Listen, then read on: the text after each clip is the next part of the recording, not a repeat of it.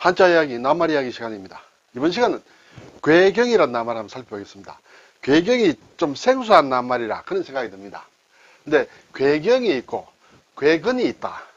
사실은 제가 감자와 고구마에 대한 한자 말을 지금 준비를 하고 있는 도중에 괴경과 괴근이라는 낱말이 나왔어요. 그래서 저도 사실은 처음 접한 낱말입니다. 이것은 우리말로 하면 덩이 줄기, 덩이 뿌리다. 괴경은 덩이 줄기를 얘기하고 괴근은 덩이 뿌리를 얘기하고 이 덩이 줄기는 감자와 관련이 되고 덩이 뿌리는 고구마와 관련된다. 감자는 줄기고 고구마는 뿌리다. 이렇게 되겠어요. 그래서 오늘은 괴경과 괴근 그리고 덩이 줄기와 덩이 뿌리를 설명을 드리고 내일 다음 시간에는 감자와 고구마를 한자로 어떻게 쓰고 왜 이런 낱말이 만들어졌느냐 하는 것을 살펴보도록 하겠습니다. 자, 우선 괴경입니다. 괴는 흙덩이 괴다. 흙덩이 괴. 경은 줄기경이다. 이렇게 되겠어요. 흙덩이 괴이므로 흙토가 들어갔고 발음은 귀신 귀자에서 왔다. 그래서 괴다. 줄기경은 자, 식물의 줄기다. 그래서 풀초가 들어갔다. 그리고 발음은 물줄기경이다. 네, 여기에서 물줄기를 뜻하는 것은 여기 이제 내천자죠. 그렇죠? 개미 허리 변천에서 내천자와 관련된 것이다. 그렇지만 실제로는 이것이 배틀에 실을 걸어 놓은 모양이다. 막 그렇게 되겠습니다. 어쨌든 이렇게 물줄기경과 풀초가 합쳐서 줄기경이다. 그러면 괴경이라는 것은 흙덩이 모양, 덩어리를 진 줄기다. 줄기이면서 덩어리 모양이다. 이런 것이 되겠죠. 그리고 괴근은 이제 뿌리근이다. 네, 나무의 뿌리다. 그래서 나무목입니다. 그래서 발음은 어긋날 간에서 왔다. 이것은 괴근은 덩이로 된 뿌리를 얘기한다. 뿌리이면서 덩이를 이루는 모양이다. 이렇게 되겠습니다. 자, 국어 사진을 보면 괴경은 쉽게 얘기하면 덩이 줄기를 얘기한다. 이것이 덩어리, 그렇죠? 덩이를 얘기하고 경은 줄기다. 그래서 덩이 줄기다. 괴근은 덩이 뿌리다. 이렇게 되겠죠? 두 개가. 네. 국어 사진을 좀 더 보니 괴경은 앞에서 덩이 줄기라고 했습니다. 덩이 모양을 이룬 땅속 줄기다. 네. 줄기인데 땅속에 있는 줄기인데 덩이 모양을 이루었다. 이렇게 되겠어요. 땅속에 있는 줄기의 일부에 녹말 따위의 양분이 저장되어 비대한 덩이 모양을 이루는 것을 우리가 괴경, 덩이 줄기라고 한다. 예를 들면 감자라든지 돼지 감자라든지 이런 데서 볼 수 있다. 이렇게 사진은 설명을 하고 있습니다. 그러면 괴근은 덩이 뿌리라고 했죠. 이것도 역시 덩이 모양이다. 덩이 모양으로 생긴 뿌리다. 네. 이상 비대 생장에 의한 것으로 녹말과 같은 양분이 저장되어 있다. 예를 들면 고구마나 무, 토란 이런 것은 일종의 뿌리다. 고구마는 뿌리고 앞에서 감자는 줄기다. 이렇게 되어 있어요. 땅속에 있는 줄기다. 네, 그림을 한번 봤습니다. 이게 감자가 이렇게 있는데 이것이 이제 덩이 줄기다. 이 줄기다. 땅속에 있는 줄기에서 달린 것이 감자다. 이러하게 생긴 것을 괴경, 덩이 줄기라 한다. 이렇게 되죠.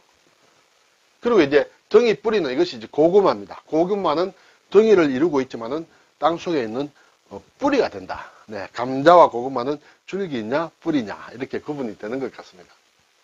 자, 글자를 한번 볼까요? 흙덩이 괴자가 나왔죠. 괴는 덩어리를 얘기한다. 또는 흙덩이를 얘기한다. 그리고 흙을 가리킬 때도 있다. 이렇게 되겠습니다. 우리가 자주 쓰는 낱말은 금괴다. 그렇죠. 금괴.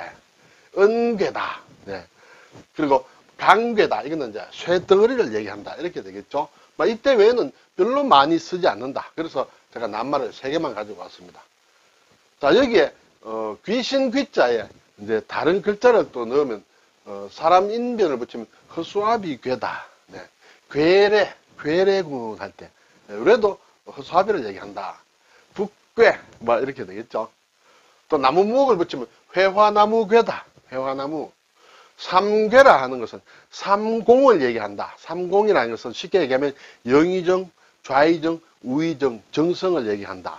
그것은 예전에 이러한 삼공들이 앉을 때 회화나무를 보면서 앉았다. 이런 얘기가 있는 것 같습니다. 그래서 삼괴다.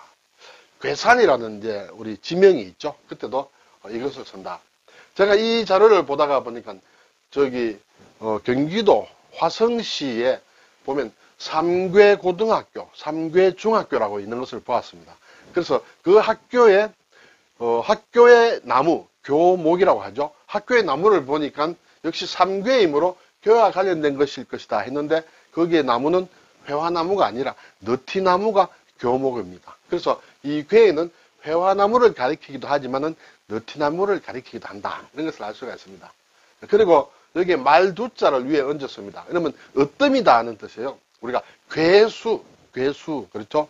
무엇의 괴수 하면 으뜸이다. 또는 바뀌면 이제 수괴라고도 하죠. 막 같은 뜻이다. 이렇게 되겠습니다. 그리고 신방변을 넣으면 부끄러울 괴다. 네. 자괴감이 든다. 그렇죠? 또 참괴하다. 그래서 아주 부끄럽다. 그런 얘기예요. 자, 줄기경은 자, 물줄기경 위에 풀초가 붙었다. 줄기다.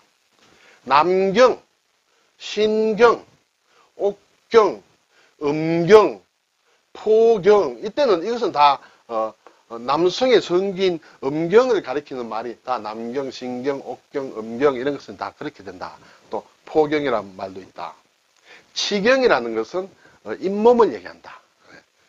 구경이라는 것은 구는 이제 공입니다. 알과 같다 해서 알줄기를 얘기한다. 막 이렇게 되어 있습니다. 이때 남경이다, 옥경이다, 음경이라 할 때는 이 줄기경을 쓴다.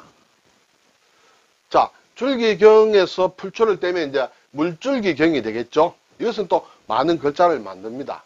실사를 붙이면 날경이다, 날줄이다, 날줄, 시줄, 날줄이 있을 때 날줄을 얘기한다. 상하로 있는 줄을 날줄이라고 한다. 막 경제라든지 또 성경이라든지 막 경은 상당히 많이 쓰는 글자입니다. 그리고 중인변을 붙이면 지름길경이다. 반경이다 하면 반지름을 얘기하죠. 직경이라 하면 지름을 얘기한다. 네. 그리고 머리 혈자를 붙이면 목경이다. 글자가 상당히 어렵습니다만 목을 얘기한다. 목경, 경추다 하면 목등뼈를 얘기한다. 이렇게 되죠. 경동맥이다 하는 것은 목을 지나는 동맥을 경동맥이라 한다. 그리고 병들어 기댈력을 붙이면 경련이 일어난다 할 때 경련이다. 경련. 연도 이렇게 손발이 이렇게 오라드는 것을 얘기한다. 경련이다. 그리고 힘력을 붙이면 굳세다는 뜻의 굳셀경이다. 강경. 예. 좀 두 가지가 나말이 비슷하면서도 조금 다르다. 예. 그리고 육달을 넣으면 정강이를 얘기한다. 정강이 경이다. 경골이라 하면 정강이 뼈를 얘기를 하겠죠. 네, 한중일 보면 괴경은 기본적으로는 글자가 같은 글자인데 신자체와 단체자로 변한 것이 있다. 네, 신자체의 경우에는 일본의 신자체는 이 덩어리 괴자는 같습니다만 이렇게 줄기 경자는 이렇게 모양이 좀 바뀌었죠. 네, 모양이 바뀌었다. 중국의 간체자는 이 괴자도 모양이 이렇게 바뀌었다. 이렇게 되죠. 네, 그래서 그렇지만 기본적으로는 이 정자에서 다 변한 글자들이다. 오늘 괴경은 덩이 모양의 줄기를 얘기한다. 덩이 줄기. 이것은 감자를 가리킨다. 감자와 관련된 것이다. 괴근은 덩이 모양의 뿌리를 얘기한다. 이것은 고구마를 얘기한다. 감자와 고구마에 대한 한자어는 다음 시간에 살펴보도록 하겠습니다. 감사합니다.